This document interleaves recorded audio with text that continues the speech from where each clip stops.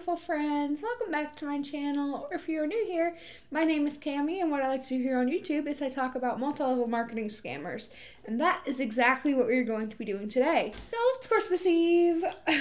I know I said I wasn't going to be working on the holidays, but what I actually meant was that I wasn't going to be posting. I was going to be focusing on filming, and I got a new tattoo, y'all. I got it on the 23rd, so at the time of filming this yesterday, and I love it. This finger tattoo hurt so bad. It is the only tattoo that I have cried during, but I just wanted to sit down. I wanted to do a good old-fashioned, I wanted to do a reaction video to a training call by Miss Bosley. Miss Bosley has me blocked, so she's got me blocked on Instagram. I don't know if I've mentioned this. I think I have. But she blocked me whenever she had posted about, it was like a couple months ago at this point. It was several months ago at this point. But she blocked me whenever I had asked her why if 50 Cent hadn't, if 50 Cent had called her up or had called her out by name, why hadn't she posted about it, or why hadn't she posted a video about it? And she blocked me over it. She didn't even answer me. She just blocked me. So that's what ended up getting me blocked by Bosley. So she got me blocked on Instagram, but I can still access her YouTube videos. So we're going to be reacting to one of those today. And today is actually me reacting to... Y'all good over there? It's Christmas. Why aren't y'all getting along? Today is me reacting to her YouTube video that's called, like, 3 training calls in 1. If y'all can hear a bunch of noise in the background, every single one of the people that live in my apartment are home, so I can't do much about that. I've watched part of this already. I've watched up to, like, 16 minutes and 29 seconds, and I've written some notes about it. Milo! Quit nomming on my background! I can't do anything with this background. I have to think of a whole new background because at this point, Milo has like ripped off half of it. This picture is crooked because I can't make it stay straight because of this cat. Like 3 of my pictures are missing. He's attacking the fabric that is in the background. If y'all have any suggestions for backgrounds, please let me know because I am struggling right now with what to do for a new background. Before I hop into this video though, don't forget to hit that like button, comment, and subscribe if you are not already, and don't forget to go on over to all of my social media and follow me on there. I will have everything linked in the description below. Okay. Well, I love you. I appreciate you. Everything's good. We got work to be done, boo. Work to be done. So. First of all, can we give a moment of silence to that girl that showed up last time at your call? She's gone. She's dead. Me. Oh, I was like, what the hell are you talking about? You scared me. I'm like, who died? Like, are we having like, oh my God, I literally just thought you were trying to tell me somebody on the team died and I didn't know. And I'm like, I feel like I'm such a connected leader. Somebody has passed away. Okay, well, we'll have a funeral for old Angela. Yes, okay, we can have a funeral. You stopped cold turkey your antidepressant meds without telling me. Yeah. That call was that, yeah. You told me about that. I was like, I feel great. I don't need these things. Yeah. Well, bad month to do that. Well, how are you feeling? You feeling better? Oh, yes. I feel like I'm myself again. So she's talking about going off of her antidepressants because she thought she didn't need them because of Jessie Lee. And this is very dangerous rhetoric, and it's very cult-like to say, I don't need these things because Jessie Lee is helping me. I don't need this. I don't need that. I don't need these prescribed medications. And Jessie isn't telling her not to go off her meds. Jessie's just like, oh, well, how are you feeling now? That's not saying... Jessie's not discouraging her from going off of her meds. Jessie is just saying, oh, well, how are you feeling now? A good leader would be like, hey, I'm not a doctor. I can't help you the same way that your antidepressants can. That's what a good leader would do. A good leader would say, hey, you know, just because you're feeling really good, it doesn't necessarily mean that you don't need your antidepressants anymore. It just means that the antidepressants are working. But Jesse's not doing that. Jesse's just like, oh, well, how are you feeling now? Jesse is not actively discouraging her from going off of her antidepressants. And I know that it's a joke that this woman is like, I don't know, it kind of reminds me of the frog in the boiling water analogy. And I can't put my finger on exactly why it reminds me of the frog in the boiling water analogy. And if you don't know what that is, it basically says that if you put a frog in boiling water right away, it's going to jump out. But if you put a frog in water and steadily turn up the heat, it's not going to jump out. It's going to stay in there until it's boiled to death. And I don't know why it reminds me of that analogy so much, but that's what it reminds me of. It's so tough for me because it's like, I want you to coach me. I want you to lead me to like freaking champ. But I gotta say, like, I don't know what to ask because it's like, I told Brooke this, I'm like, just do the damn things personally develop. Like, what more is there to say? Like, I don't know.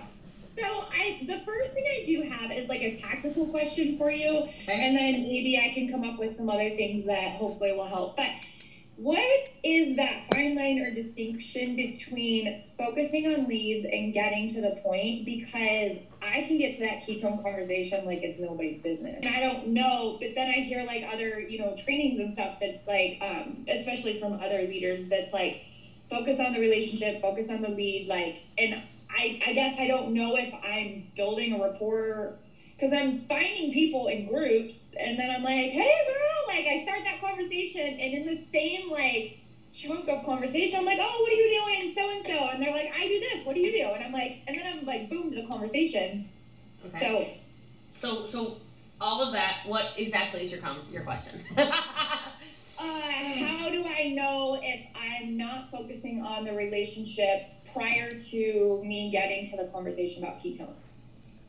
So are you just trying to say like how, I think what you're asking, and I could be totally wrong, but are you asking like how to make the sale feel good? Or like what exactly, I don't actually understand what you're asking. So like, okay, are you asking how to connect faster? Are you asking how to, like what exactly? Am I connecting too fast? Am I asking the question about ketones before I'm building the relationship, which therefore they're not loving me, trusting me? Okay, got you. So, I don't think so. Like, I think what people need to do is actually take more of that quick approach. Like, you've built a relationship, whether it was in a group, whether they like something yours, whether whatever. It's not cold anymore, now it's warm. You need to ask quickly, and then if they give you weird vibes or like, mucky whatever, then you can retreat and go back to relationship talk again. You know what I mean? But like, if you don't ask quickly, what happens is people go into like this tango where all they do is they play foreplay with their leads for eternity. So I think it's better. Foreplay. Ma'am.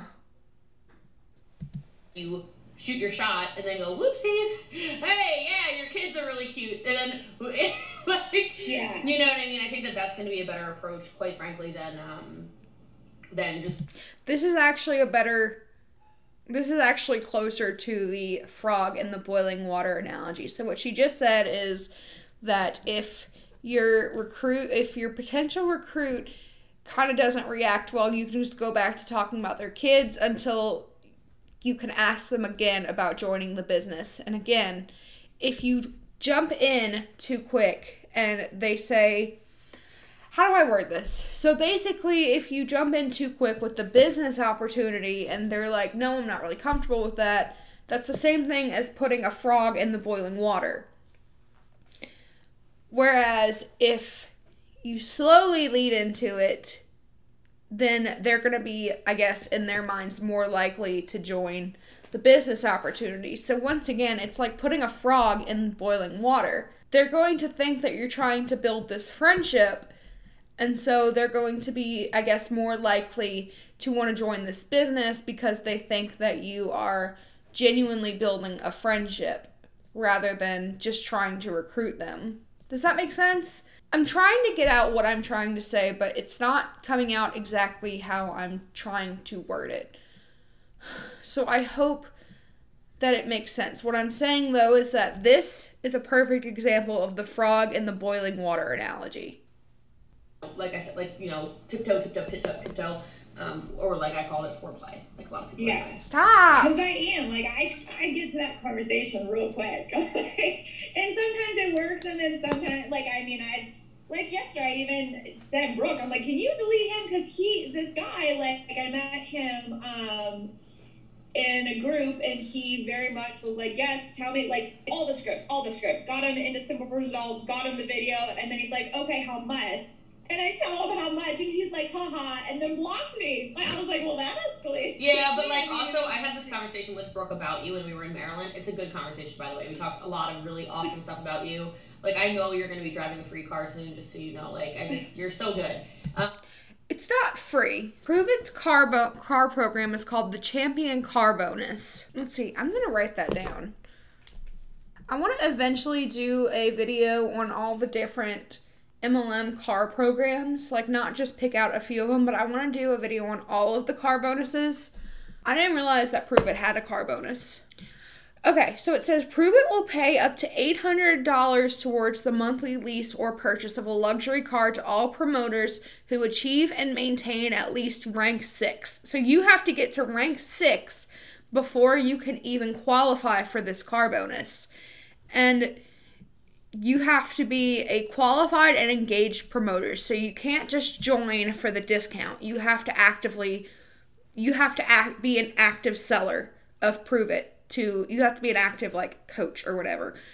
And it says you have to be a qualifying cycle of 2 consecutive calendar months, and you'll receive up to $800 towards the monthly lease of a luxury car, which usually the lease is more than that. But you know what? The one thing that I will say is I'm pretty sure that this is more than what most MLMs do. I'm pretty sure most MLMs will only give you up to like $500, but I could be wrong on that. I have to look more into how much.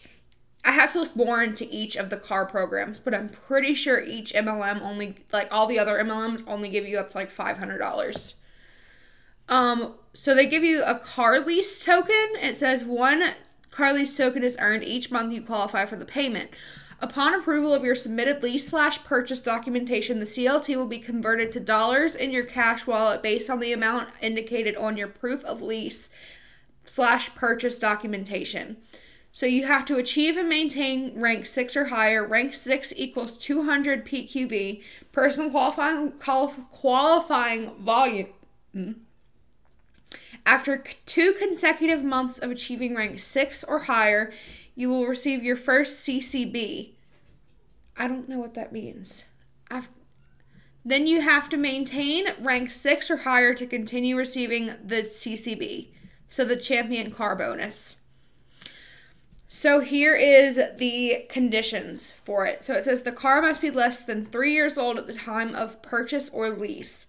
You must submit your car information for approval to Pruvit headquarters by email.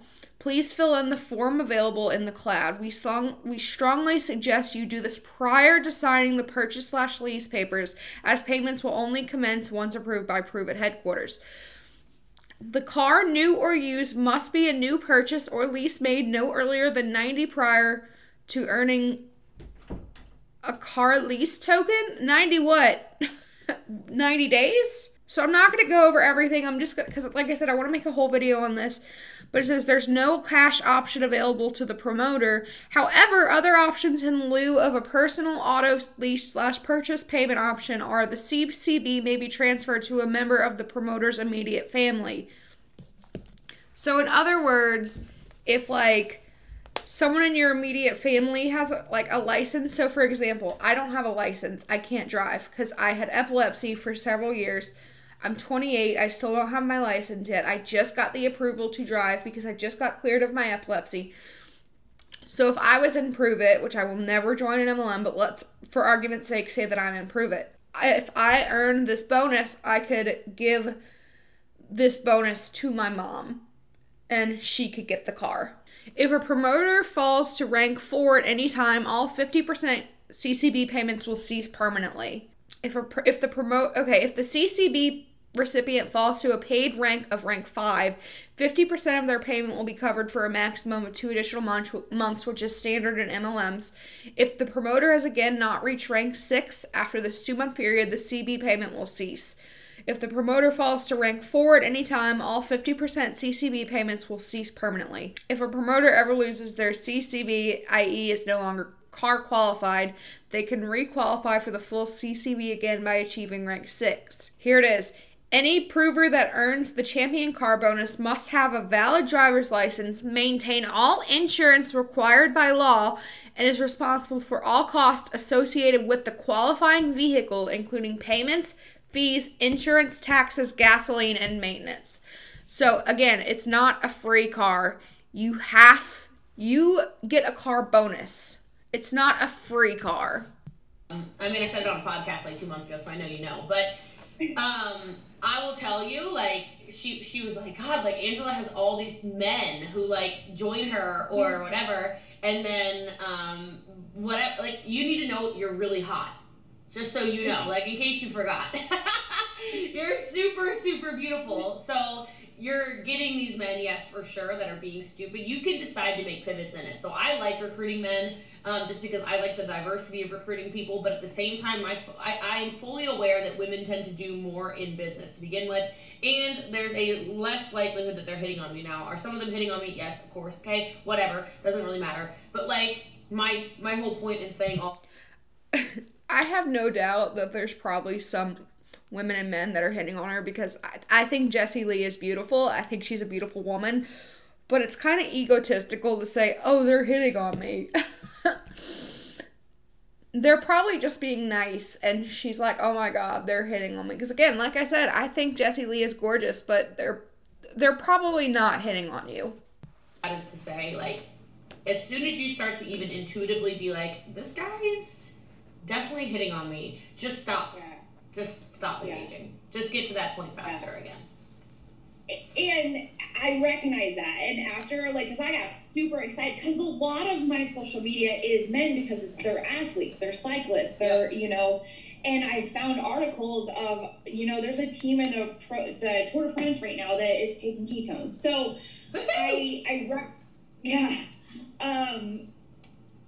so I am recognizing, especially after I got burned by, like, a couple that signed up with promoters, and then, we had a conversation about it. I don't think that's going to become your norm, and it might actually be funny, just like as maybe a little assignment for you, it might be funny to kind of address that, honestly, on social media. Like, does anyone else have men that, like, make no sense, and they're literally messaging you just to, like, you know what I mean? Like, I think sometimes it's almost like that, that Eminem movie or whatever, where I've still never seen it, but I'm gonna watch it, okay? Maybe. But that 8 Mile, where, like, the whole iconic scene is he takes back the power by calling out his own vulnerabilities, right? How can you do that in your business? The exact same, you know, like, so weird. I'm rushing, like, I'm at the top of our team, like, I'm growing so fast, and I don't, like, what is going on? Like, these weird, creepy men, are just sliding up in my DMs, like, hitting on me, talking about my butt and my just kind of, like, you know, 8 miling your journey. These people are in your DMs because you're a public figure. Not that she deserves harassment. I don't think anyone deserves harassment or anything like that. But if you identify as a public figure, that's a risk that comes with being a public figure. Everyone gets DMs if they are a public figure. That's just the reality of presenting yourself and putting yourself out there, is that you get DMs from people. Of course, I'm not saying, oh, she deserves to have creepy men in her inbox talk about her butt and blah, blah, blah, blah. I'm not saying that. But men are going to slide into her DMs because, of course, like I said, I think she's really pretty. She's a woman, and she makes a lot of money. So, of course, she's going to get DMs from men, from creepy men. Not that that's deserved or warranted, but that's what's going to happen. Like, sometimes you've probably seen me do it and not realized it, but, like, I'll be like, yeah, I'm loud. Yeah, I'm aware, you know? Like, I'll call things out, like, yeah, I'm funny, yeah, I'm this, yeah, I'm that, yeah, blah, blah, blah. Because you take back your power when you do that. So, You just saying, like, I'm really annoyed, you know, just so you guys know, like, last month was difficult for me because on top of cutting out my anxiety and depression medicine cold turkey, don't recommend it, high key, don't recommend it, talk to your doctor, and then getting hit on by men and then led on in my, you know, whatever, like, guys, like, I don't know if anyone, you know, doesn't want to talk about it, but authentically speaking, this is what's going on in my life, blah, blah, blah, you just take back your power. Yeah, I like that. And the funny thing is that, like, I do think I give off, maybe, I don't know, I like to think that I give off this vibe of, like, don't mess with me, because I really don't get a No, okay, so, like, let me explain something about men really fast. This is kind of a business thing, but it's kind of not, okay? Well, I'll ask you some questions first. Okay. You're single, right? Yeah. Okay. Do you find that when men talk to you, they end up being, like really feminine men, or like men that are hitting on you, like feminine men, kind of beta males? Yes. Girl, I broke up with my college boyfriend because I think he's gay. My last boyfriend, I think he's gay. Yes! Okay, so I got through this part, and I need to give y'all a warning that it goes heavy into some, sometimes outright homophobia and sometimes some underlying homophobia. So y'all need to be aware of that. And the last guy I tried to date, JL, he told me that he's too insecure to date me and that I'm an alpha female, and he doesn't know how to deal with it. Why does this happen to me? Okay, well, I didn't know you were going to respond like that. Okay, can I tell you why? And I can only tell you this because this is probably why I'm your coach and mentor. Because I was having the same issues, okay? I ended up being one of Tony Robbins' elite students, and that's how I got my life coaching through this. And so now you don't have to pay $100,000, but I'm going to coach you through this. All right, so that's why you chose me as your mentor, eh? No, so here's what's going on. I actually want you to write this down, and because this is more than just a one-off conversation, you need to deep dive on this a little bit. You need to balance your energies because you are a very strong, you're a woman, obviously, but your masculine energy is super, super, super strong. So what's going on is men who are beta males, which I know you see me post about alpha males, how I love them all the time, right? No, but like, I'm recognizing myself in but this isn't bad. Like, don't worry about it. Like, this is such an easy fix, okay? But what's happening is you're attracting these beta males, these high feminine energy males, because energy needs to balance itself. Now, whether you balance it in yourself or if you stand really strong in the masculine energy like you currently are, you're attracting all these feminine men because they go, oh my God, a powerful woman. And so unless you're into being a dominatrix, and which if you are, that's cool. No, okay, that's what I thought, but I didn't want to assume. And unless you're really in. This is wildly inappropriate. This is so strange to me that this is where this like training call is going. This is so weird. Like if you're like, I want a partner that I get to boss around.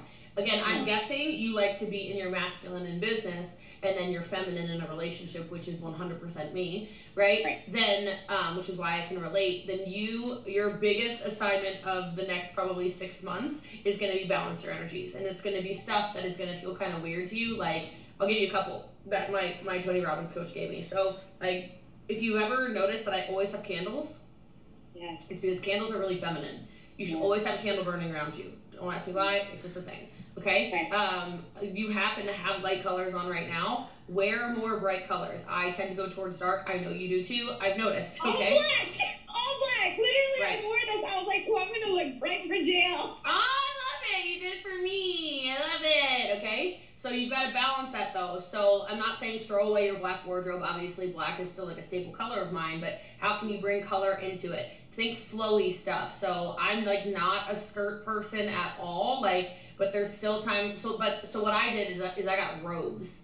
Okay. So like if you ever notice, like I'll wear robes around my house or whatever. Baths. Like I'm giving you an assignment. Take at least 2 baths a week.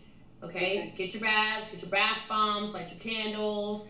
Like just chill because it's gonna be good for your anxiety and depression and all that stuff too. But it's more so you're gonna balance out. So. How is any of this supposed to help in the business? How?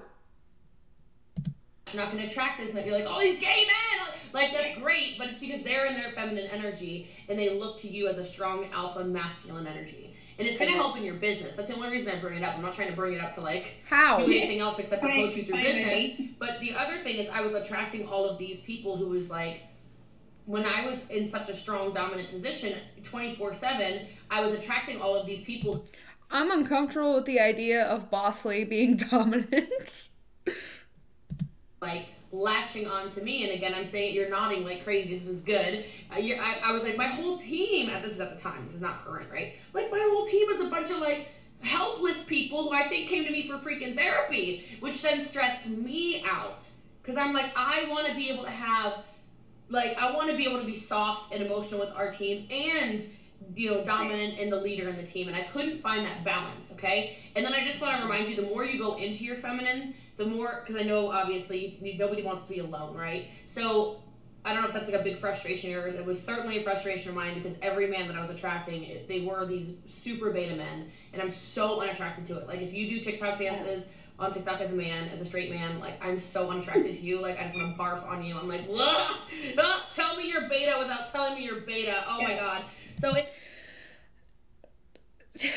shaming people for what they like to do is not cool. Like, it's one thing to say, oh, I'm not really into men that do the dancing thing on TikTok. That's fine to have preferences. But saying that you want to barf on them is completely rude and uncalled for and unprofessional and gross. Like, it's disgusting. Like, you don't hear me saying, oh, I want to barf on Jessie Lee because she does ketones. It's unnecessary and rude to say that you want to barf on someone for doing something that ultimately is not affecting you. Just find someone else then. Don't date those people. Like, they're not hurting you for dancing on TikTok. But I digress. So this is obviously the past. I was like, I cannot. Like, I'm going to be single forever. Like, this is crazy. But it's as soon as you go into that, you'll find people who are alpha and dominant in business and at the same time can be alpha in a romantic sense as well, right? Okay, alpha males don't exist.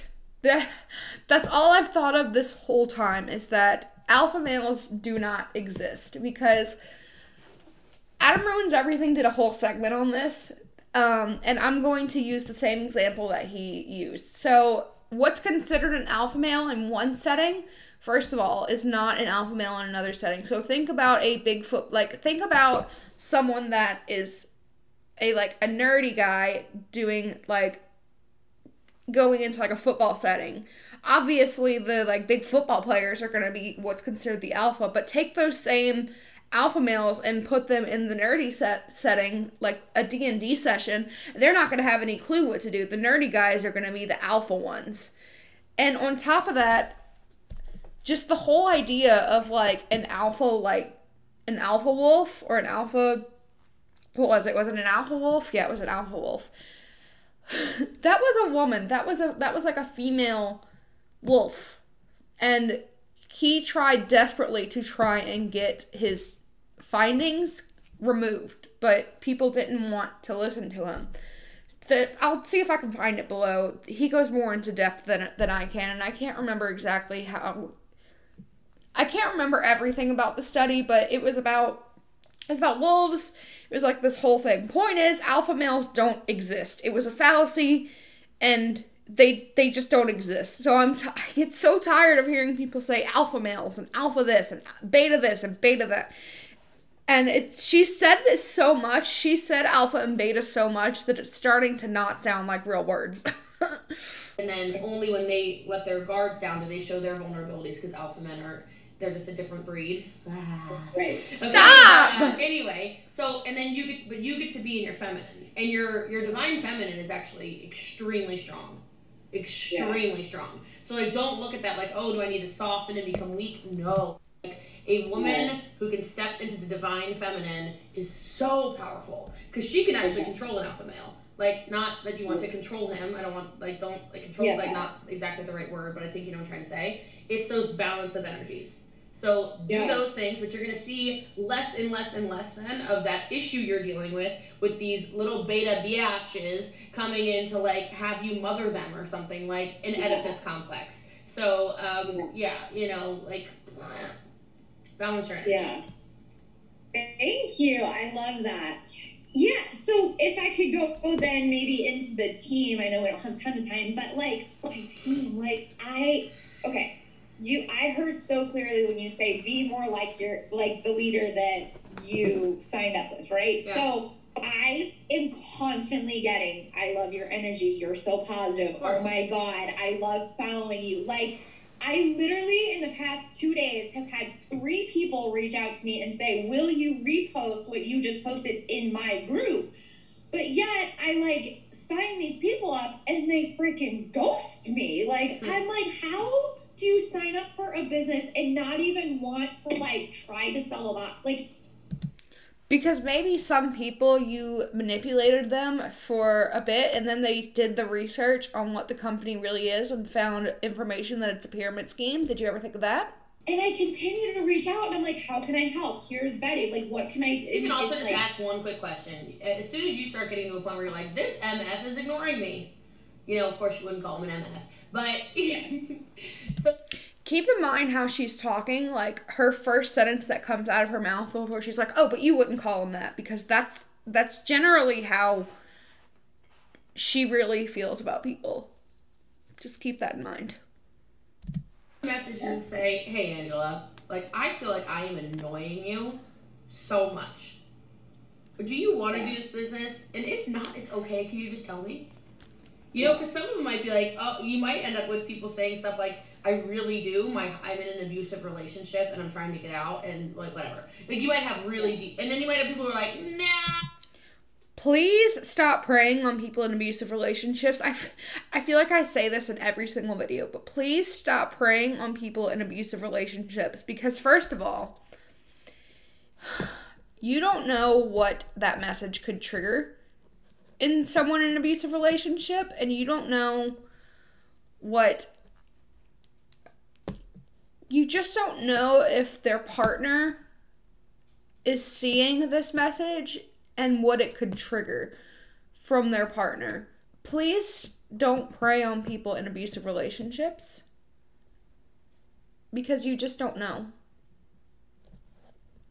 I'm tired of having to say stop preying on people in abusive relationships because like I said, I feel like I say it in every single video, but just stop preying on people in abusive relationships. You're right. And then you can say, awesome, can you please email support@PruvitHQ.com and terminate this? Because I feel like I'm harassing you and I would love to have you as a customer and I don't want to push away this relationship because I really like you. Yeah. Okay. But like you need to have that conversation. You need to have that conversation. Just be the leader in that. And then and also make sure when you're recruiting people, ask them. Like, what are your goals? So that when you do have that conversation of, like, do you still want to do this? And they say something like, oh, no, blah, blah, blah. You can also say, okay, I just want to be crystal clear. So we're not trying to retire our father. Like, we're not trying to buy our parents' house off anymore, right? Like, that was the goal. I just want to make sure. Like, because sometimes... That's very manipulative. Like, saying... Oh, so you don't want to help your parents out? So you don't want to buy off their house anymore? You don't want to do this? You don't want to do that? That's so manipulative to someone that does not want to be in the business. That's such manipulative language. I can't even fathom that. They're just overwhelmed sometimes. And then you can also coach people through that. Like, okay, you're overwhelmed. Let's breathe. Do you want to jump on a call really fast? Let's breathe. Okay. Cool. Now let's remember why we started. And let's remember this is not about who's the fastest to champ or who's the fastest to $1 million or who's the fastest to whatever. Like, woosah. And just bring them back to earth. You know? I try, like, they don't even respond to me. I'm like, they're just like literally one of my promoters just this morning posted on I went live yesterday and I was out of my mind because I had drank a black label ketones at 2 o'clock. Don't advise that either. Had to go sit in my sauna. I have a sauna. I know you do. Brooke told me about your 10-mile runs and your saunas, and I'm like, damn. I need to get a dang on house back again because I'm buying this. I need an infrared sauna. I love them. You have to. Oh my god, I sat in it last night and then laid out in the stars, and I just was like, oh my god. But anyways, this promoter who's not doing anything, like literally comments on my live last night. you're so positive. I love you. I love, and I'm just like, y'all love watching me. How about buy some ketones and sell them? I don't know. And I know because not everyone wants to sell ketones. Not everyone wants to be part of something. Sometimes people are just commenting saying they love your energy, and that's okay too. Not everyone wants to join your business. Y'all need to accept that. But like you could have messaged that person right after. And just said, hey girl, like, how you doing? I love seeing you on the live. I just want to see, it's a new month, you know, let's set some, do you have any intentions for the business or no? Either way, it's fine. I want to know for you. Okay, cool.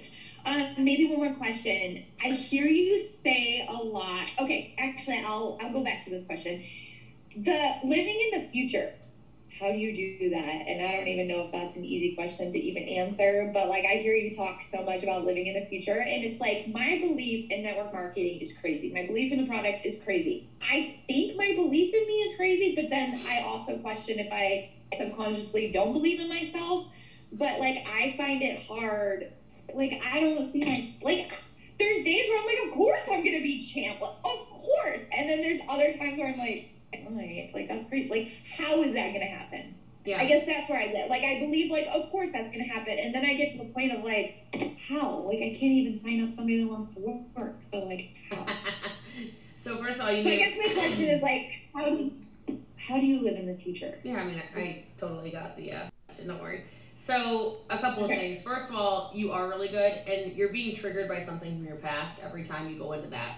So, like, I want you to have that awareness, because I don't know what it is, but there's something that's triggering you, and you cannot change that the trigger happens, but you can change the behavior that comes after, right? So when something, and it might not even be something where you're like trigger reaction, it could be like you were triggered early in the day, and then 12 hours later you're like going down your deprecation cycle, and you're like, why am I behaving like this? Okay, like that's how it happens a lot of the time, just so you know. But if you can start to identify the trigger, you can quickly change the behavior. You can quickly say something like, okay, this is not good. She's giving medical advice, and she's not a doctor. Please don't take medical advice from multi-level marketing women. And then you can shift. Does that make sense? Like, I don't know if you know what your triggers are, so it's like, you know, I'm just kind of talking as like a grand scheme, like whatever. But when you feel good, and then when you start to feel yourself spiraling, start to try to trace it back to like, why am I spiraling? What happened? Did somebody say no to you? And why does that bother you so much? Did somebody offend you and like comment something, whatever, and it spiraled you? Like, figuring out what that is, again, that's going to be an assignment for you. You're going to start to pay really close attention to what is... If you're getting triggered by someone saying no to you, that's a problem. That's a really big problem.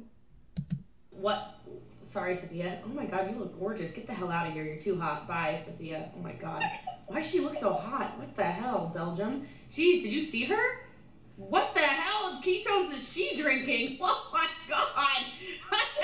Whoa, jeez. Okay, I'm distracted. Wow. Who came to play? Holy smokes. Okay, so now I know what's showing up. I better put some freaking makeup on for my call with Sophia. Jeez.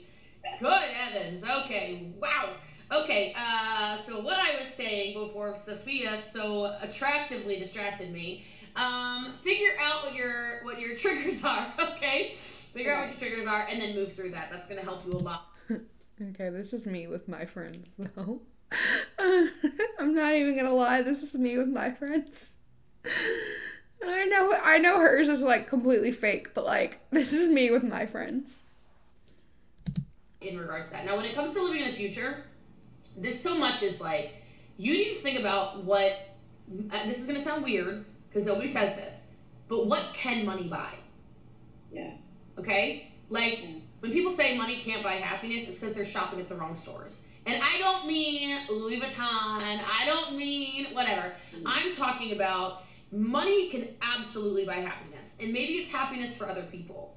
But when you're living in the future, you're thinking like, every time I'm selling something, every time I'm coaching somebody, every time I'm doing something like this, or going on a call I don't feel like being on, or whatever, who am I buying a car for in the future? Whose home am I paying off in the future? Whose whose business dinners do I get to go out to and spend, you know, $3,000 on?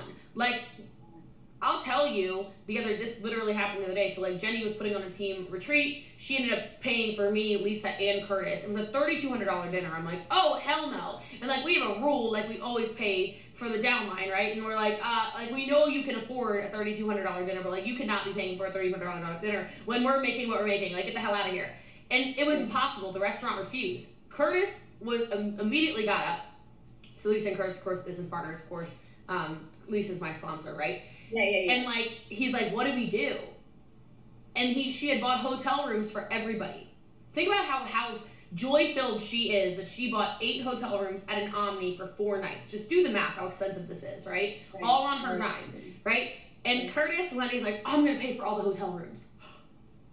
And I was like, yes, let's do it! And, like, so I just want to say it like that. Yeah. Because that moment of, and Curtis did it wasn't my money, I don't want to take credit for it, all I did was help find out what rooms it was, okay, it wasn't me. Yeah. But, like, how much money are these people spending to keep this up with? Because like she said, that's a lot of money. 8 hotel rooms for 4 nights at an Omni plus a $3,200 dinner. That's a lot of money to keep up with this lifestyle. How much money are these people spending versus how much they're bringing in? The ability to take that money and whatever it was, $5,000, $6,000, not even think about it, and just go, I'm gonna surprise my friend. Like, that is buying happiness. And $5,000 to $6,000. I assume that's for the hotel rooms. $5,000 to $6,000 plus a $3,200 dinner. That's a lot of money to be spending to keep up with this. Plus, she buys her whole team Gucci bags. Like, she had posted on, like, her Instagram story or Instagram post, like, a few days ago. That's a lot of money to be spending to keep up with this lifestyle. And yet they say that you're not put in debt, because she just said that you're expected, if you have a downline, to cover meals for your downline. How much money are people that are not making that much having to spend to keep up with the lifestyle? It's a lot of money that a lot of people don't have and that a lot of people aren't making. I need you to think more in the future of where you want your life to go. Whose lives do you want to impact? You know what I mean? Like, Yeah. how many people's lives do you want to change? And when you start to think about it like that, everything changes. When I say I'm living in the future, it's also like, it is like a Bob Proctor approach. I'm writing everything down all the time. My goals are in front of my face constantly. Like, it's not one time a day that I'm thinking about December $1 million. It's not 10 times a day I'm thinking about December $1 million. And here's the thing is that I don't know if you're religious or not, but I am. Yeah. Like, mighty forces come to your aid. Yeah. They just do. I've been saying this for a month. And here comes the faith manipulation. Let's see what she's got for us. $1 million December, $1 million December, $1 million December. And we're growing, don't get me wrong. I'm recruiting like crazy. Team members all the time. Coaching calls. I mean, our business is flying, okay? Don't misunderstand me. But I'm like, $1 million. I'm like, oh my God. Oh my God. And then randomly, this person that's been in my life for 4 years, but we haven't really talked in 4 years, just on and off, like, a message every 9 months, like, hey, happy birthday, hey, okay? Yeah. Like, and he's a top earner in another company, pops into my DM, hey, JL, I'm like, hey, you know, and we start talking, like, every day, here and there, and then he gave me a big pivot, a little but a big pivot, because he's like, you work so hard, like, you need more independent leaders. I'm like, I know that, but, like, what am I missing? What am I missing? What am I missing? Yeah. And so it's like, where did you come from? Right. Hello. So when I say living in the future, it's yes. God does not send you multi-level marketing anything. God does not send you signs. God does not send you this or that. God doesn't send you people from other multi-level marketing to help you with your multi-level marketing scam. God doesn't do any of that because God does not like multi-level marketing scams. God doesn't like scams. Who do I want to be in the future? And when people are stalled, maybe this is something you can write down too, what I find is that when people are stuck or are stalled, it's because they're not growing. Because when I say something like $1 million a month, when I say something like, you know, whatever, I'm just going to keep saying $1 million a month. When I say something like $1 million a month in December, I say it over and over and over and over and over and over again because I have to start to rise to the occasion. I can handle $500,000 a month. That's the level I'm at right now. Right. Who do I need to grow into to get to the million? It can't be the same version. Just like it can't be the same version of Angela at rank 6, at rank 7, at rank 8, 9. You have to evolve into a different person. And if you choose to accept that challenge, you explode. And say that one more time. Oh, I heard you. Yeah, and I think that is a downfall of mine right now is that I don't think I'm growing. I don't think that I'm putting in the work for the personal. I know I'm not putting in the work for the personal development to grow, and I feel like Angela's a rank 4, and I'm not growing to get to that rank 6, and that's what I need to do. So you need to start calling yourself, even when it's a bold-faced lie. Okay, let's like talk about it like this. Have you ever met a pathological liar before? Just wondering. Oh, for sure. Mm-hmm. Yeah. Yeah. Tell me about pathological liars. Like, what do they do? They have brown hair. They're wearing black leggings. They have 2 extensions. They're wearing a baseball shirt. And their name rhymes with Cassie, she, Jord. I don't know what rhymes with Jesse Lee Ward. Anyway, I'm saying that Jesse Lee Ward is a pathological liar and a cult leader. That's what I'm saying. What is a pathological liar? They believe everything they say. Oh. First of all. Oh. They believe their own lies. Do you want to know why it's so easy to be a pathological liar? Because it feels good. You believe everything you tell yourself. Well, no, but that was cute. I loved it. It's not the wrong answer, but the reason is because your brain does not know the difference between reality and what's fake. So she's so close to being self-aware. Jessie Lee, you know, you just described yourself, right? You constantly tell yourself, I'm $1 million earner. I'm $1 million earner. I only attract top leaders to my organization. Every day, in every way, I attract top leaders to my organization. I'm a recruiting maniac. I'm the best recruiter in the world. I'm #1 in the freaking world. All I recruit are coachable, leadable, teachable people. It's all I recruit. It's all I know how to attract. All I know how to attract are leadable, teachable, coachable people. All I know how to attract are future car earners. The only people I recruit are $1 million earners in the future. And I make $1 million a month in December. I make $1 million a month in December because I only attract coachable, leadable, teachable people. I only attract people who are capable of finding the link tree in the bio, even though the link tree in the bio is broken. I only attract smart people who know to DM me the word link. Do you see what I'm doing right now? Yeah. Now, are all of those things my current reality? Of course not. We just discussed that. Right? But it's amazing how your brain starts to catch up because it goes, wait, this is $1 million a month earner. Wait, this is Ma'am, are you trying to spin being a pathological liar into a good thing? Ma'am, that's not a good thing. Did you just out yourself as being a pathological liar? This girl only recruits top people. Wait a minute, this girl is the top salesperson in the company. Wait a minute, she's whoa. I kept saying, I was like, before I was #1 in the company. This is unhinged. Truly. I was like, oh, I'm going to be #1. I am #1. I'm going to be #1. I, Jessie Lee, am going to be #1. And the day I walked across the stage with my name up at the top as the #1 money earner, I was like, I already saw this. I already knew. Right? Like, when I go on stage at Epic, it's our big awards ceremony. She's forgetting to mention that allegedly the reason that she became #1 in the company is because she cross-recruited all of the people that she brought from her previous MLM into her new company, and she built a huge downline from the second that she entered into Pruvit. So she's neglecting to mention that she got in with a huge downline already.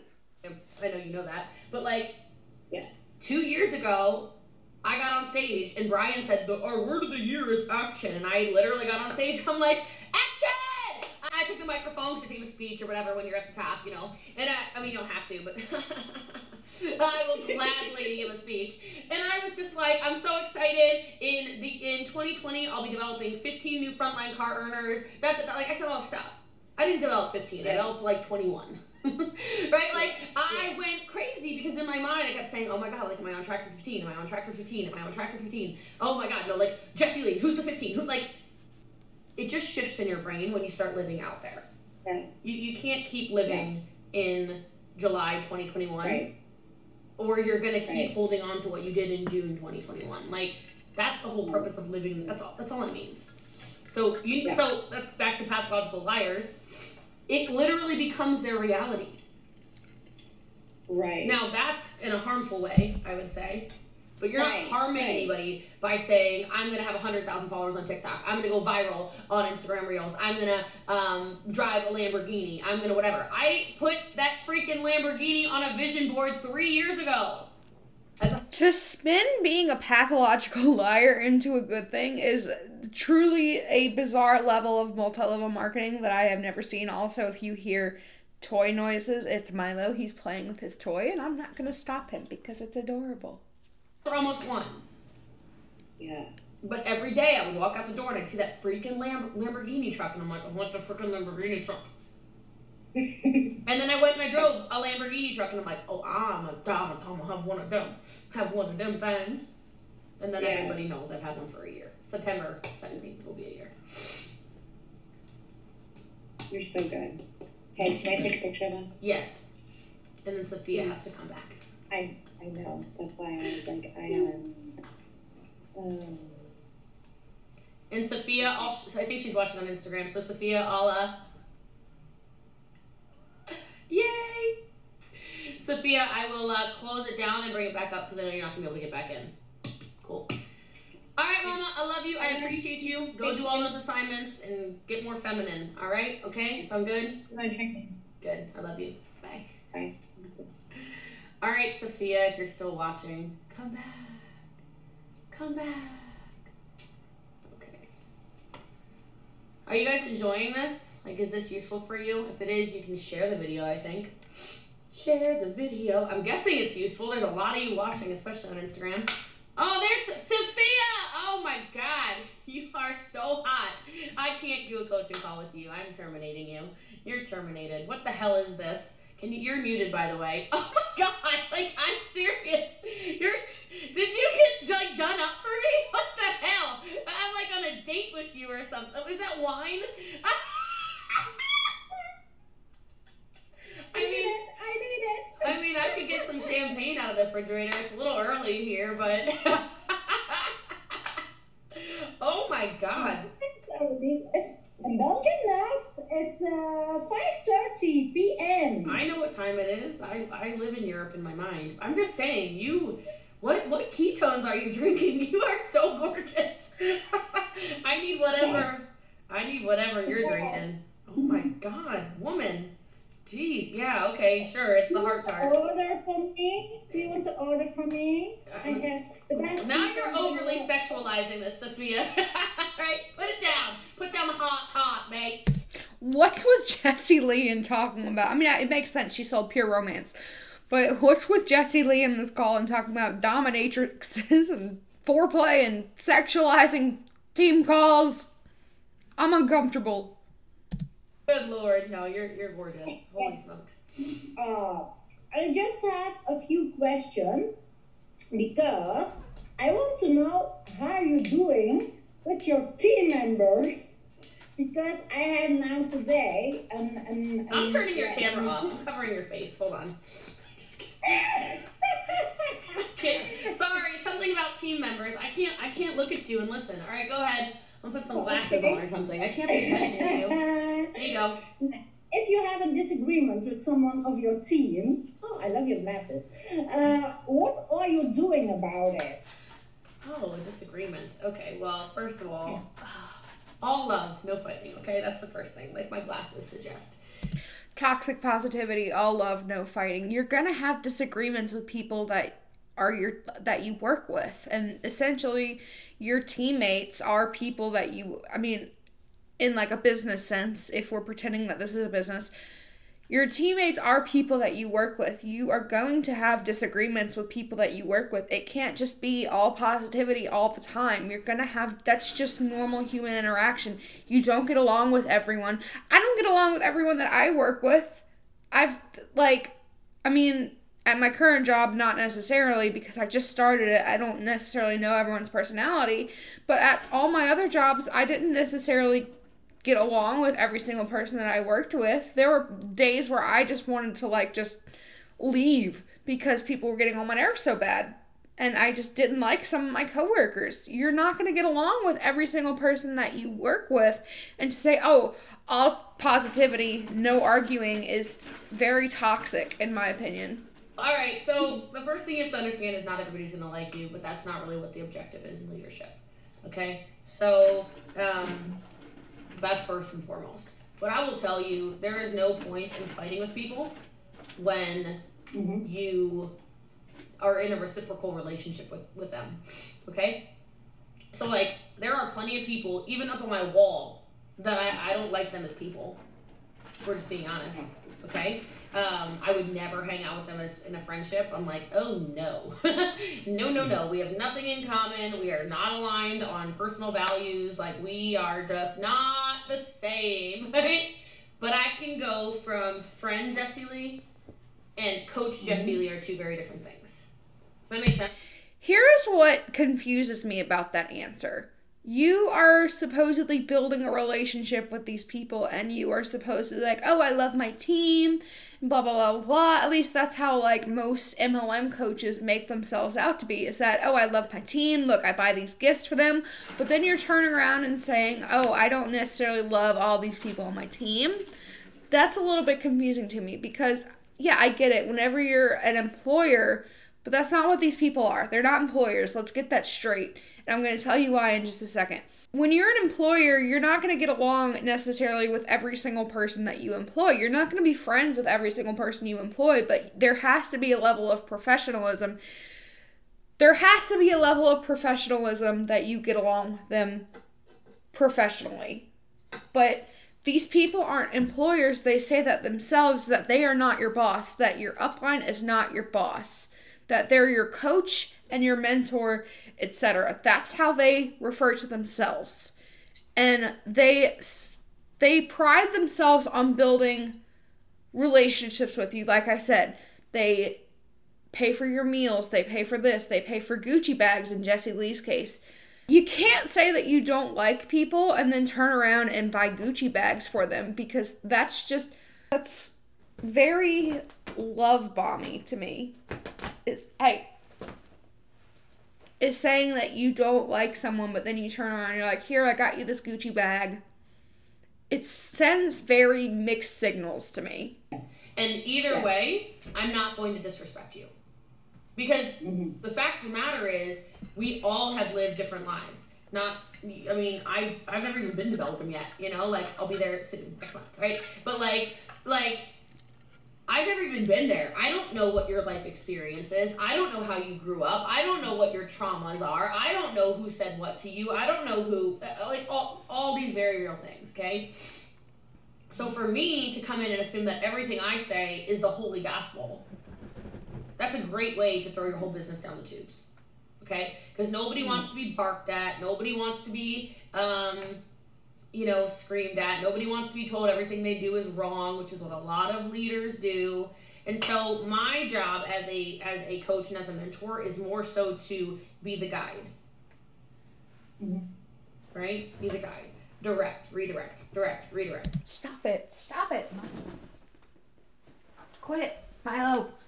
Leave my backdrop alone. Redirect. When they need it. Now, for personal major things, if somebody's being offensive, phone call. Right? I'll let the fake situation. Let's say I find out that you've just been off the rails. You've been running side calls where you bash me and talk about how terrible Jessie Lee is and her systems don't actually work. I'm just saying, I know you're not doing this. Instead of me going around and trying to figure out who you've called, no, I literally will pick up the phone, ring, hi Sophia, it's Jessie Lee, what's up? Hey, I just want to talk to you really fast. I'm hearing, and I want to hear your side. I'm not saying this is true or not. I just want to know your side. I'm hearing da. Right? Just be the bigger person. Leadership is not easy. That's why not everybody does it. I'm multitasking. I'm playing with Milo and listening to this at the same time. Okay. Emotional intelligence. Write that down. Emotional intelligence. And what are you doing with people, like with customers? Because the customers in Belgium is different than the customers in America. Yes. We need to pay 21% of the Is that your access. VAT? Is your VAT 21? What? Is VAT 21% in Belgium? Yeah, in Belgium is 21. And they all tell that the product is expensive. I always tell to them, I have the same experience of you. I told the same, it was expensive, but I started with a trial package, and then I just love it.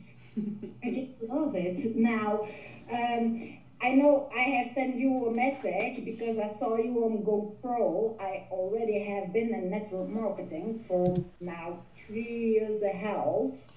And this is the family. This is, I don't know what I always told people you need to do this, do that, and also customers.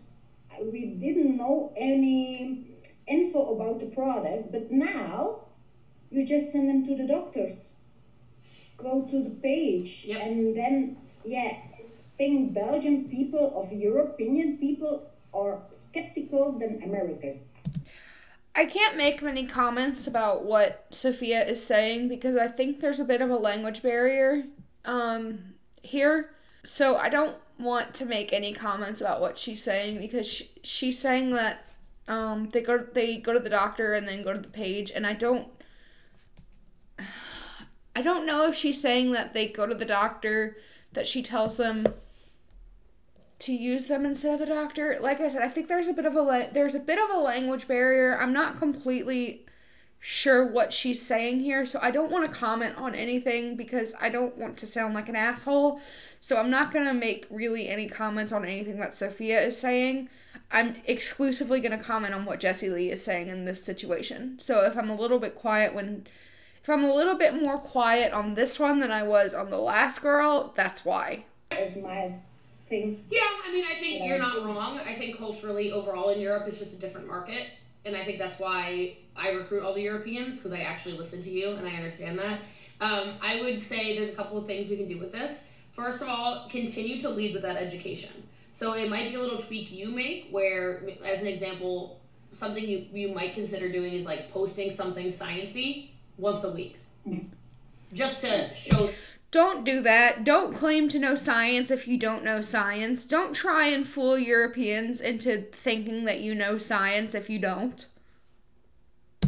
Right? Or making sure you're posting a lot of testimonials of the product. So, like, you know how we have, obviously, like the business testimonials we put in our stories? You could do that also with more specific stuff. Because, again, this is a European thing, yeah? So more specifics, not just like lost this fat, not just whatever. Like something I see working really well in Europe is a lot of the times like the athletic stuff, you know, like, oh, my athletic performance shifted from this to this ever since I took ketones, whatever. Like, this is so incredibly dangerous. Oh my God. So my doctor actually told me that if you have too many ketones in your urine, that it can be a sign of cancer, and this is just, that's all I can think about anytime, like, while I'm listening to this specifically. This is so incredibly dangerous that she is telling this young woman this. You know, the Tour de France, you know, a lot of these people are drinking ketones. So using that as an example, obviously very pertinent to Europe. Just shifting it not from the American perspective of like fat loss. That's just not the same story that's going to move people into action. The other thing is, you know, VAT is VAT. Like, we don't make that up. Your country made that up. You know? So, like, I know that sucks, but, like, Belgium setting it as 21 compared to, I think Germany is like 11 or something. But that's just what it is. That's just your government. That's just the EU. So getting around that and just actually validating that, I kind of just gave Angela in a different way, but same thing. Like, I think sometimes the most powerful thing you can do is say, yeah, that sucks. You know, like I talked about it and I referenced it with 8 Mile. That movie with Eminem where like they were attacking him for being white and attacking him for being, you know, whatever. I never watched the movie, but like I know the iconic scene, right? And he just went on stage, he's like, yeah, I'm white, yeah, I'm from the hood, yeah, my mom this, yeah, my dad that, yeah, my whatever, like drugs, whatever. I don't even know how the rap went, okay? But he basically took all his power back by saying, yes, this sucks. So you could almost take your power back and be like, it sucks that we gotta pay 21% VAT in Belgium, and it sucks that we only have 3 freaking flavors. But you know what doesn't suck? This product doesn't suck. This product really freaking works. Like, you know, and like, so, because I think sometimes, again, this is a really European thing actually, you need to validate people in their anger, because like, I don't know if anger is the right word, but like this European like spiciness, we don't really have that in America. America doesn't really need the science the way we need the science. You guys, I say we, the way you guys need the science, the way you you do whatever. You get the point? Yeah. That's the problem of Belgian people, of European people. They are so skeptical. It's about network marketing. It's about products that are so, and then you need not to convince them.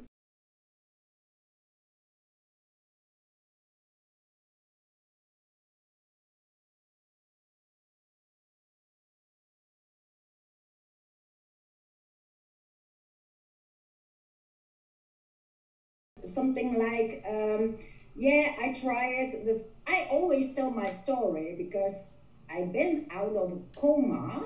We lost our baby girl, and I have problems with my energy and with my mood. Yeah.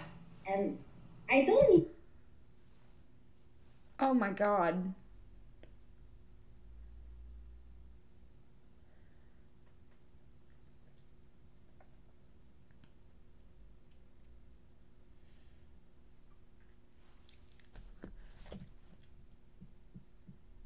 I wasn't expecting that.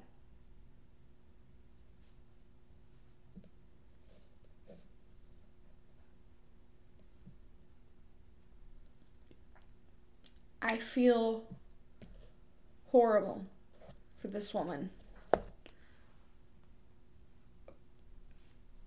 But the fact that she is using that to sell this product is disgusting. The fact that she is using miscarriage to sell ketones and the fact that she was in a coma to sell ketones is disgusting. That is absolutely vile. That is horrifying. That is absolutely horrifying. Oh my God. Lose fat. I don't need to lose weight.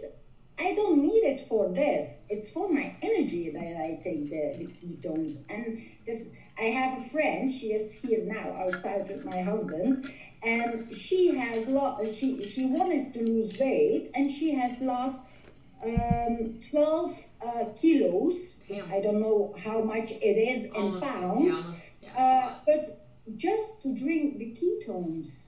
And she has now people that ask her, what did you do? And she sent all the people to me because she don't want to be a promoter. Sure.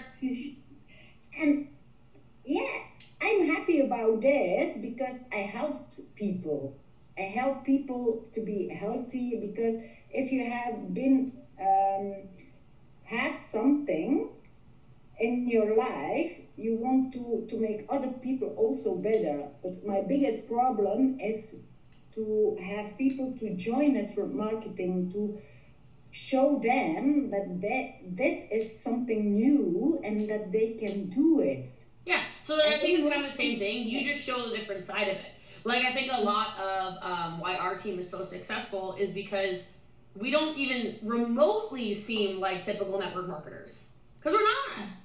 Most network marketers won't get on here and do like free coaching. Most network marketers won't lead with personal development. Our team clearly leads with personal development, right? Most network marketers won't come on and lead with product even. You know, like they're so heavy on recruiting, and I'm like, there's nothing wrong with recruiting. Obviously, I recruit a lot of people. But like mine is more like what you just said, which is the customers, the stories, the mood, the energy. I don't drink it for fat loss. I drink it for focus. I got crazy focus ADHD issues if I don't drink ketones, right? Like I eat a carbohydrate. Another health claim. My brain's like, nah, and I'm like, I better get some ketones in me right away. Like, this is not good. Okay? So really to answer your question, it's kind of the same thing. To the whole point of we were talking about addressing that and things of that nature. Start talking about the differences, but call it what it is. I say it all the time. I just did that TikTok yesterday where I'm talking about these e-coaches who are like, you can live the life of your dreams in 1 hour a day of working. I'm like, you're a fucking liar, is what you are, right? Like, this is what these people are doing though. And then when people don't make money because they worked an hour a day and their business coach told them that that was all they needed to do, they get mad at network marketing. So like me being the person who gets on calls and is like, oh, I definitely do overwhelm. I'll outwork all of you. What hour is it? Yeah, I'm up working. Yes. Right? But like, I'm there for our team. I'm there to coach. I'm there to teach. I'm there to train. I'm there to text back. I'm there to do trainings. I'm there to answer, concerns. I've got systems built out. I got the robot. I got whatever. Like, by showing that side of it, that's how I recruit so much in Europe, quite frankly. Like, I just want you to think about that. Maybe nobody in the world, honestly, like even Europeans recruits as many Europeans as I recruit. Why? Because I speak to the European perspective of we need systems. We need something that's actually different. We need somebody who understands us and communicates with us, because the way I look at Europe is like 10 years behind in network marketing. America, it's cool. Like everybody pretty much loves network marketing in America now. They're getting it, right? No. Most people hate network marketing. Oh my God, I've been listening to those haters on the internet for too long. Network marketing is the greatest of all time, right? That's how it is here.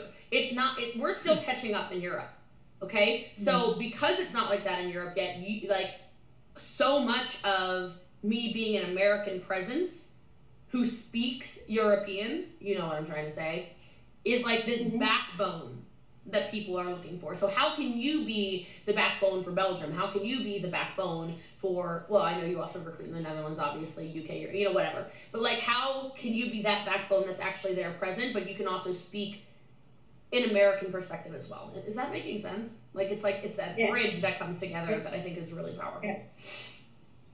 Yeah. But my biggest problem is still the same. Going live on Facebook, I did the thing with Eric. You did 100 lives in a week. Like, come on. Yes, but I'm stuck with it. I just say, yes, I'm going to do it. I do it. And then when That's really sad. 100 lives in 1 week. Where do you have the time? Where's that time freedom that they talk about?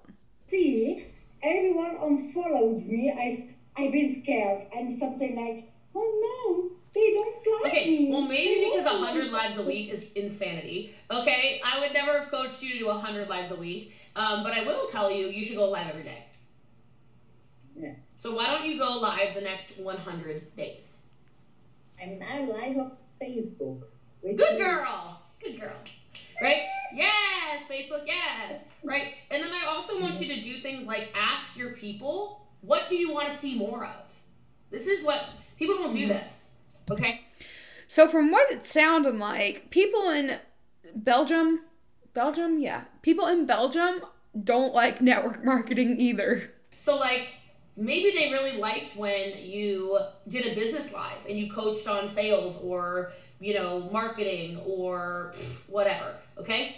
My favorite tools to use in online business or whatever, and you showed them that. Maybe that's what they would like. Or maybe they really liked when you talked about your family. You need to ask them. You need to ask your followers instead of assuming that they want to watch you cook or assuming they want to watch, I don't know. Ask them. They'll tell you. Just say, hey, can you guys comment below? I'm talking to your live viewers and like anyone, right? Hey, can you guys comment below what kind of content of mine you really like and would like to see more of? Like, what content that I put out are you like, give me more of that. Give me more of that, right? Because, like, the tools one would be cool. Like, I think people are all the time like, what does she use? Like, how does she do this? Like, where's my Samsung thing over there? These are the pens for it, right? That I love that sucker. That little digital whiteboard. I mean, that's a little excessive. That thing is freaking. I see it yesterday. It's amazing. I want this too, but we can have it. No, Brian bought that for me. I wouldn't buy a $3,500 whatever the hell whiteboard. It's a little extra. But people need to know, like, they ask me about, like, my tripod all the time. They ask me how many phones I have, like, that I'm using. And it's not to say everyone needs to go out and spend money. Like, this phone's not activated. This is an old phone. This doesn't even have an internet. This has no internet. This only does Wi-Fi. But, like, if I had Facebook still, I would have this one on my tripod. You know, like, I like pop sockets more than I like any kind of other cases because you can just hook them on stuff. You know, that's a tool that network marketers probably like to use or like to know about. So, you know, what are the favorite books for network marketers? That'd be a great live. You know, I don't know. Like, just ask the people what they want. They'll tell you. I just know that American people is not so skeptical of Belgian people. Belgian people is so skeptical. It's so... hard to not convince people because I don't want to convince people. I just want to tell my story. I have now the first time, you know, you have said, why do you not do a VIP chat box on Messenger for your customers? I didn't do that the first 3-4 months. I just did it last month. It's insane. It's insane. Would you just listen to me, please? Yes, but it's insane. I have so many customers in it, and I have now did a promotion in it for them, and yeah, the results that they have of the ketones, it's freaky insane. And yeah, I love that about you. You give tips. You don't say to people, you need to do it. You just say, do what other ones do. In the past, I have network marketing. You cannot copy of someone. And you say, copy everything. Take it. Copy, take it. Follow what the Americans do. And I do it. Oh, what Sydney have done. Okay, take it. What Jesse Lee have done. Take it. I take it all. It works. And it works, yes. And I'm so happy to have a system now because that is something that I needed. I think most people do, right? The other thing that I would just make sure you have, like, I was watching a video and I just loved it. Like, nobody signed up for something and said, oh, I'm like, nowhere in the contract you signed when you joined did you say, oh, I'll do the things I feel like doing and I expect to make millions of dollars. No, like, you understood, just like everybody does, if you want what Jesse Lee has, you have to do what Jesse Lee says to do. But people join network marketing companies and do what they feel like doing, like you just said you did, and then they expect some kind of miraculous results, but then they don't get them because they're not, like, it's this vicious cycle where I'm glad you caught yourself with the chat thing. It's like, just do it. Yeah. You have to do it. Yeah, I did it, and I said to my team members, you need to do it, but they don't want to do it. I say also look at my stories and look at your own stories. Can you see the difference? They did one post of the products, and I don't know how many, 25, 24 posts on my.